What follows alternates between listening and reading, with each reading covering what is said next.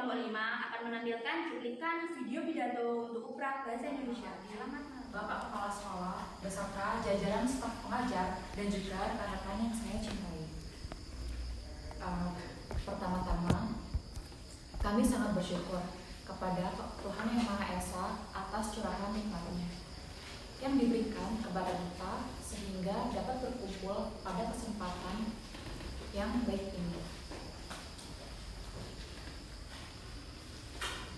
Rekan-rekan yang saya cintai, kita tahu bahwa masa muda adalah masa yang sangat labil, mudah dipengaruhi oleh banyak faktor, baik itu positif maupun negatif. Dan biasanya faktor negatiflah yang lebih cepat diserap oleh kawan-kawan kita ini. Ini tentu berakibat buruk terhadap kehidupan di masa yang akan mendatang. Bisa kita lihat di berbagai media, baik itu media cetak maupun elektronik, juga dalam kehidupan sehari-hari ini, tingkah laku mereka yang sangat tidak terpuji. Ini tentu sangat disayangkan oleh kita yang merasa satu generasi mereka ada yang hamil di luar nikah, ada yang ikut geng motor, ada yang bolos sekolah. Jadi ini ada yang ikut narkoba juga dan lain sebagainya.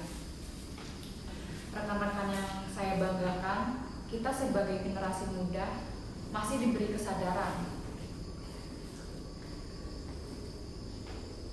Diharapkan dapat selalu saling mengingatkan akan bahaya-bahaya pergaulan bebas, pergaulan negatif di atas. Jangan sampai kita jadi korban yang tidak merasa bahwa kita jadi korban. Sudah bukan saatnya lagi kita mudah tergoda atau terbujuk. Bukan saatnya lagi kita tidak punya pendirian. Kita harus menyadari hidup yang sekali ini harus dimanfaatkan sebaik-baiknya. Dan juga kita jangan sampai menyanyiakan masa muda ini kemudian menyesal di masa tua yang akan mendatang. Kita harus punya prinsip dalam hidup. Kita harus mandiri dan mampu membawa diri sehingga kita tidak menjadi korban, tidak menjadi korban zaman. Justru kita yang menjadi generasi yang mampu membawa perubahan ke arah yang lebih baik bagi masyarakat. Jadi ada 4 langkah sederhana yang dapat kita lakukan mulai sekarang. Pertama, sekuat tenaga kita rajin belajar dan tunjukkan kepada orang tua bahwa kita pun mampu meraih nilai yang baik di sekolah.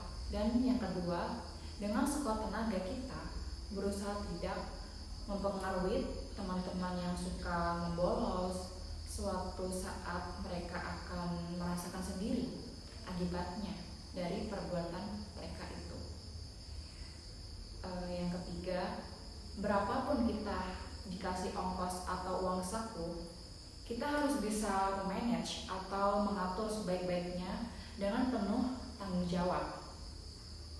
Yang keempat, mencari teman gaul dan tempat gaul yang positif baik di sekolah maupun di rumah. Karena pergaulan kita bertahan akan membentuk karakter kita sendiri. Sebagai pelajar, barangkali keempat langkah sederhana ini bisa dipraktikkan mulai saat ini. Kita dapat menentukan nasib kita sendiri di masa yang akan mendatang.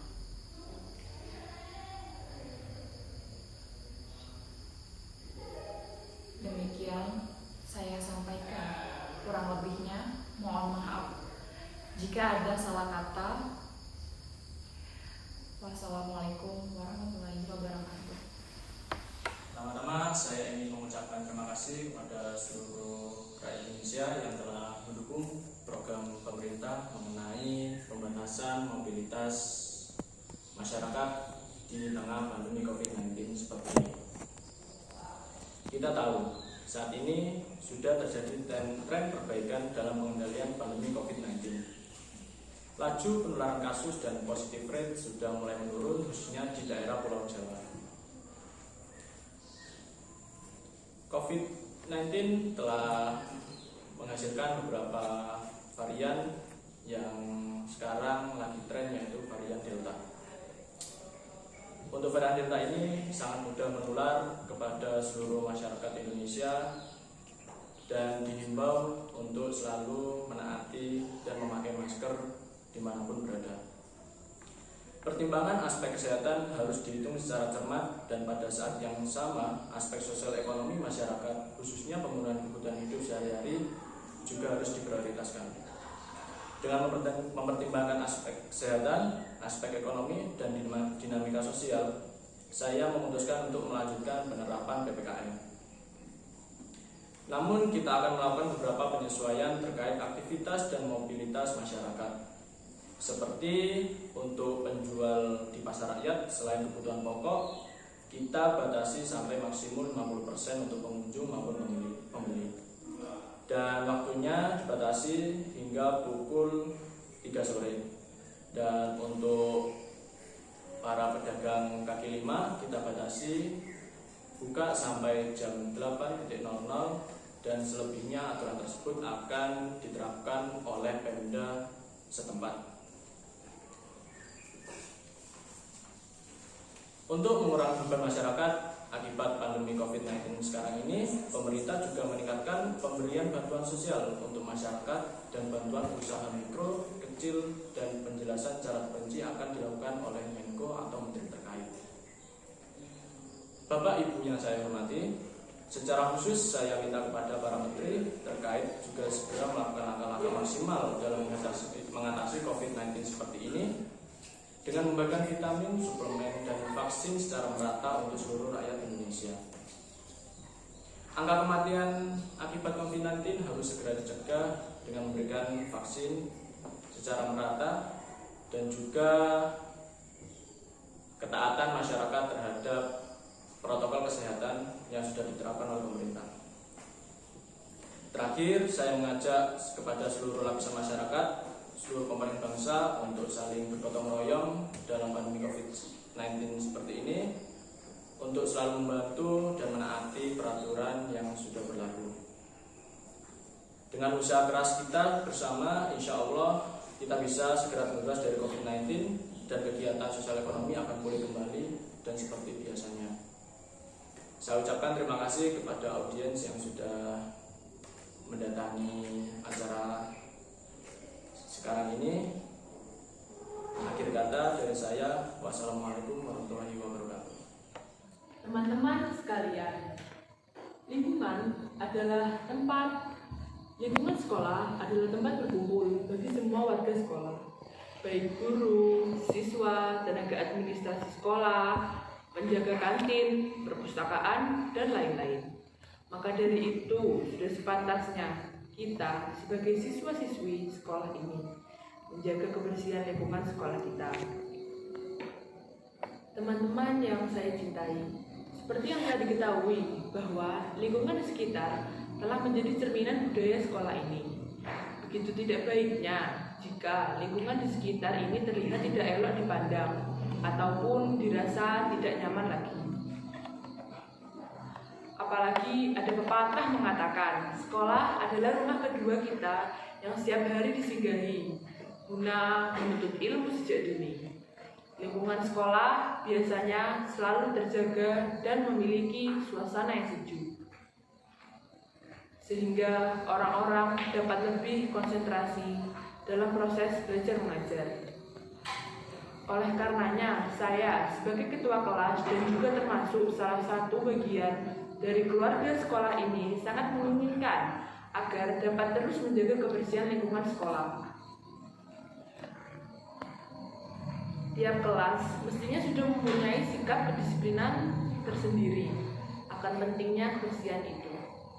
Seperti kebijakan yang telah ditetapkan sebelumnya, setiap siswa sudah memiliki jadwal piket masing-masing. Tidak sepatutnya teman-teman sekalian selalu datang lebih awal untuk dapat membersihkan kelas terlebih dahulu. Sehingga ketika jam pelajaran pertama dimulai, lingkungan kelas kita sudah mulai bersih dan nyaman untuk ditempati. Dan tidak lupa juga peran kita sebagai siswa seharusnya selalu sadar bahwa adanya tong sampah bukanlah tanpa tujuan tertentu. Ada harusnya bisa belajar taat untuk dapat membuang sampah pada tempatnya, sehingga kebersihan sekolah kita pun tetap terjaga dan terbebas dari sampah-sampah yang berserakan. Teman-teman semua yang saya cintai, saya berharap dengan adanya tindakan-tindakan kecil yang telah saya sebutkan sebagaimana di atas tadi, diharapkan mampu menyadarkan kita semua untuk menjaga kebersihan lingkungan sekolah. Kebersihan lingkungan sekolah berpengaruh besar terhadap kesehatan. Maka dari itu, kebersihan perlu dijaga oleh kita dan untuk kita juga. Sekian pidato yang bisa saya sampaikan. Apabila ada kurang lebihnya, mohon maaf. Wassalamualaikum warahmatullahi wabarakatuh. Para bapak, ibu-ibu, saudara dan hadirin sekalian, sebelumnya saya ucapkan terima kasih atas kehadirannya dan telah memberikan kesempatan saya untuk berada di sini. Saya selaku ketua dari Satgas COVID-19 ingin memberikan sosialisasi atau penyuluhan mengenai vaksin dari COVID-19. Seperti yang kita tahu bahwa akhir-akhir ini pemerintah telah memberikan peraturan baru, yaitu untuk melaksanakan vaksin dosis ketiga. Mungkin di antara kita ada beberapa orang yang sudah melakukan vaksin 2 kali dosis, tapi ada beberapa orang juga yang baru melakukan 1 kali dosis vaksin, bahkan belum melakukan sama sekali. Nah, ini menjadi pertanyaan, apa yang membuat orang-orang takut untuk divaksin atau kurang setuju mengenai vaksinasi COVID-19? Seperti yang kita tahu bahwa COVID-19 ini sudah melanda negeri Indonesia kita yang tercinta selama 2 tahun lebih, dan kasusnya pun belum hilang dan masih ada sampai sekarang. Namun dengan adanya vaksin COVID-19 ini, kita bisa menekan dan meminimalisir jumlah kasus dari penyebaran COVID-19. Meskipun kita sudah divaksin, baik itu satu kali dosis vaksin atau 2 kali dosis vaksin, itu tidak menjamin kita 100% bisa terhindar dari penyakit COVID-19. Kita juga harus tetap menjaga kekebalan tubuh kita.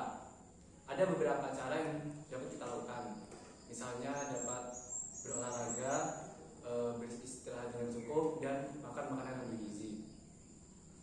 Dengan adanya sistem kekebalan ini, kita dapat membentuk yang namanya herd immunity atau kekebalan kelompok. Jadi vaksinasi COVID-19 ini bukan hanya melindungi diri kita sendiri, tapi juga melindungi orang lain. Mungkin dari beberapa dari kita masih ada yang berpikir bahwa COVID-19 itu hanya sia-sia dan tidak ada pengaruhnya sama sekali. Namun menurut penelitian, vaksin COVID-19 ini dapat meminimalisir gejala berat akibat dari dampak virus COVID-19. Apalagi akhir-akhir ini banyak sekali varian-varian baru dari COVID-19, misalnya dari varian Delta hingga varian Omicron.